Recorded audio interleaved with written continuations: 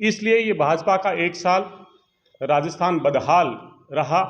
उन तमाम मुद्दों को लेकर हम आपके बीच में इस प्रेस वार्ता का आयोजन करना। भारतीय जनता पार्टी ने सरकार बनते ही सबसे पहले 100 दिन की कार्य योजना बनाई और 100 दिन की कार्य योजना के बाद में मुझे ऐसा वो दिन याद नहीं जब प्रेस वार्ता के माध्यम से 100 दिन की कार्य योजना को उन्होंने जनता के सामने सिर्फ एकमात्र काम रहा, पर्ची के माध्यम से चुने हुए मुख्यमंत्री सिर्फ भाषण, भ्रमण और भ्रमित करने के मुद्दों तक सीमित रहे। जनता के मुद्दों की जो जवाबदेही है ना सदन में रही, ना जनता की अदालत में जनसभाओं के बीच में रही। ये प्रेस वार्ता राजस्थान की 8 करोड़ जनता की आवाज़ के लिए, जवाबदेही के लिए है, क्योंकि आप और हम सब जानते हैं कि राजस्थान की जनता ने चुन के जवाबदेही के लिए, शासन के लिए भारतीय जनता पार्टी को चुना। लोकतांत्रिक इतिहास रहा है कि चुने हुए विधायकों के माध्यम से विधायक दल का नेता चुना जाता है। मुख्यमंत्री अप्रत्यक्ष तौर पर राजस्थान की जनता चुनती है विधायकों के माध्यम से, लेकिन दुर्भाग्य से राजस्थान के अंदर ऐसा पहली बार हुआ जो तमाम मीडिया ने पूरे प्रदेश को दिखाया। 13 दिसंबर 2023 को पर्ची के माध्यम से दिल्ली से एक फैसला थोपा गया राजस्थान की जनता पे। ये जो पर्ची की सरकार जिसको आपने भी मुखरता से उठाया, लेकिन उसकी जवाबदेही, उसकी प्रतिबद्धता राजस्थान की जनता के प्रति ना हो कि पर्ची भेजने वालों की प्रति रही। इसलिए ये भाजपा का एक साल राजस्थान बदहाल रहा। उन तमाम मुद्दों को लेकर हम आपके बीच में इस प्रेस वार्ता का आयोजन करना चाह रहे हैं। इस प्रेस वार्ता के माध्यम से आप और हमारी भूमिका एक ही है। भूमिका ये है कि जनता की आवाज़ को कैसे हम सरकार तक पहुंचाएं, कैसे जनता की आवाज़ को मुखर करें। भारतीय जनता पार्टी ने सरकार बनते ही सबसे पहले 100 दिन की कार्य योजना बनाई और 100 दिन की कार्य योजना के बाद में मुझे ऐसा वो दिन याद नहीं जब प्रेस वार्ता के माध्यम से 100 दिन की कार्य योजना को उन्होंने जनता के सामने रखा हो कि हमने ये उपलब्धियां प्राप्त की। इसलिए मैं भारतीय जनता पार्टी जो 4 चीज़ों की बेहद बेमुखर होकर वो बात करती है, कहती है कि हिंदुस्तान में 4 वर्ग है, किसान है, युवा है, गरीब है और महिला है। इसके लिए मैं आपके बीच में कुछ चंद बिंदु रखना चाहूँगा। उसके बाद में जो शेष रहेंगे, विधानसभा में जो कार्रवाई रही वो हमारे विधायक साहब रखेंगे। क्षेत्र के अगर कोई मुद्दे होंगे वो हमारे जो जनप्रतिनिधि हैं और संगठन के लोग हैं वो रखेंगे। एक हमने 10 और 12 मिनट की डॉक्यूमेंट्री फिल्म तैयार की है, उसको भी इसके बाद में विजुलाइज करेंगे। एक पोस्टर का विमोचन करेंगे जिसमें सरकार की विफलताओं को हम पोस्टर के माध्यम से लाए हैं। ये इस प्रेस वार्ता का एक हिस्सा रहेगा। सबसे पहले इस देश का अन्नदाता किसान जो अन्न उपजाता है, जिससे पूरे देश की पेट भरता है, और उसी का सबसे बड़ा ये जगह है जो एक धान का, एक हरित क्रांति का राजस्थान के अंदर हनुमानगढ़ और गंगानगर जिले की पहचान है। किसान के लिए भारतीय जनता पार्टी ने वादा किया था, प्रधानमंत्री मोदी की गारंटी देके कहा था कि हम किसान सम्मान निधि 12,000 रुपये प्रति वर्ष करेंगे। सरकार बने हुए 1 साल हो गया, लेकिन किसान आज भी इंतजार कर रहा है कि उसकी 12,000 रुपये प्रति वर्ष कब किसान सम्मान निधि होगी। सरकार ने कहा था, भारतीय जनता पार्टी ने कहा था कि हम गेहूं की MSP 2700 रुपये प्रति क्विंटल करेंगे, बोनस जोड़ने के साथ में। लेकिन आज भी किसान इंतजार कर रहा है कि वो उस MSP की घोषणा कब होगी।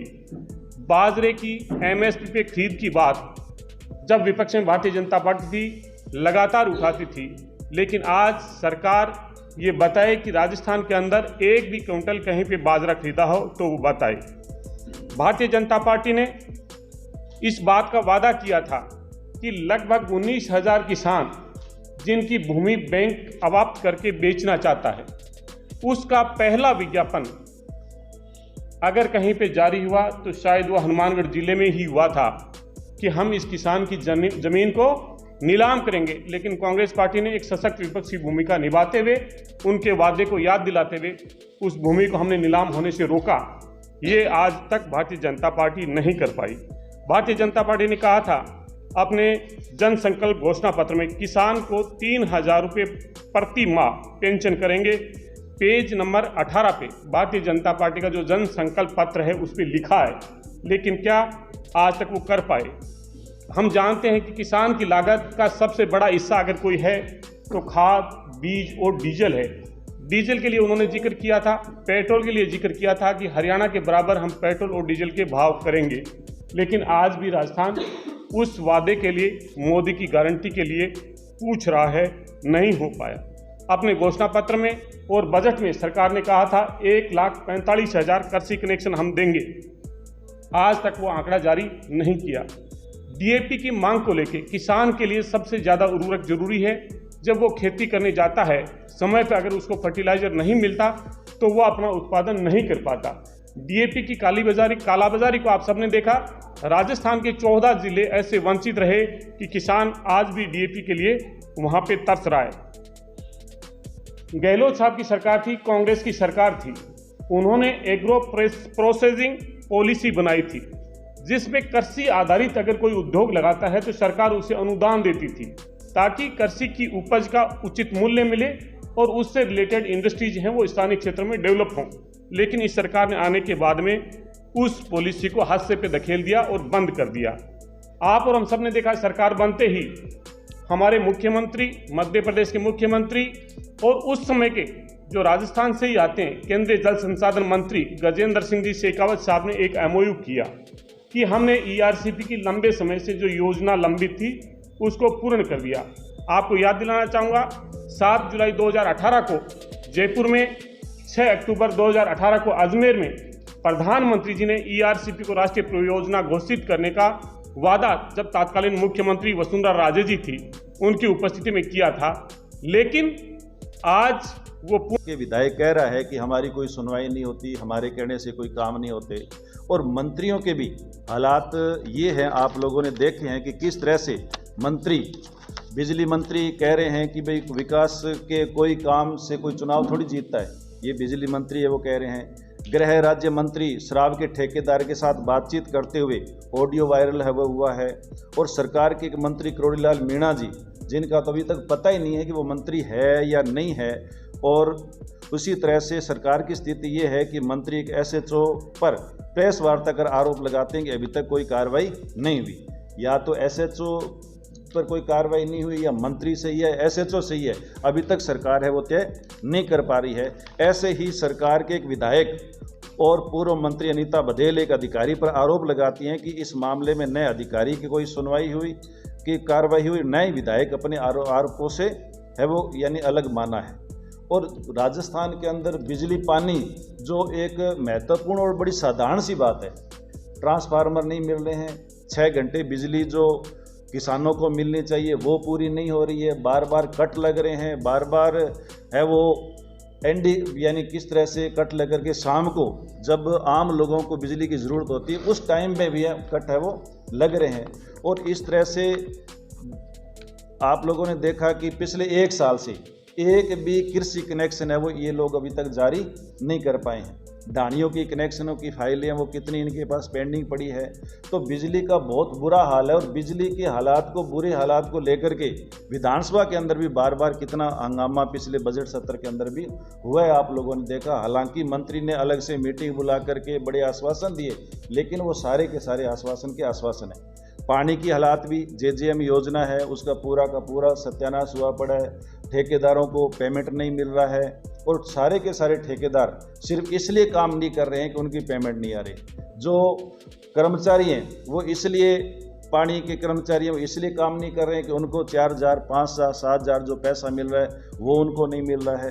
राइजिंग राजस्थान के नाम से जो इन्वेंट करवाया गया, इसमें 35 लाख करोड़ रुपए के MOU ना बताया गया, लेकिन आंकड़ा वैसा ही है जैसा कोविड लॉकडाउन के अंदर मोदी जी ने 20 लाख करोड़ रुपए का पैकेज जारी करने का काम है वो किया था। सरकार ने तो MOU की जानकारी सार्वजनिक नहीं की, परंतु सामने ऐसा आया है कि कलेक्टर ऑफिस, उद्योग विभाग से फोन व व्यवसायियों से जो काम हो चुके हैं या पहले से चल रहे हैं उनके MOU करने के लिए कहा गया है। किसी ने तो कॉलेज की गेट लगाने का MOU किया है, किसी ने पौधारोपण करने का MOU किया है।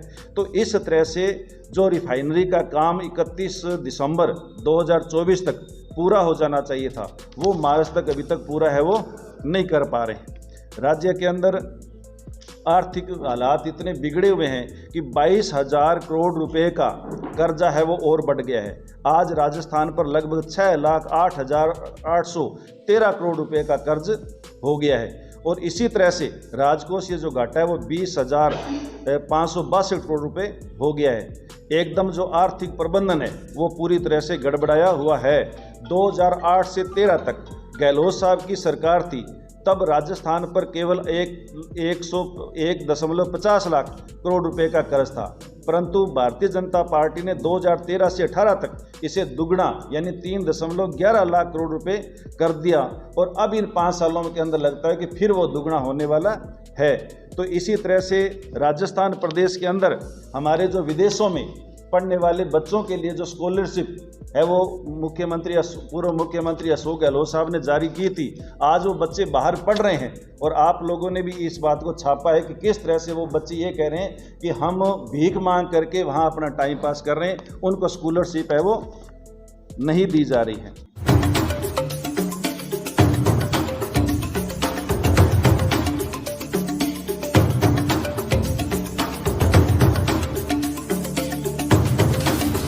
आप देख रहे हैं Hindi news channel public plus Rajasthan. यदि आपने हमारे चैनल को अभी तक सब्सक्राइब नहीं किया है तो सब्सक्राइब करें और पेज को फॉलो जरूर करें। अपने क्षेत्र की ताज़ा व सटीक खबरों को देखने के लिए हमेशा जुड़े रहे पब्लिक प्लस राजस्थान।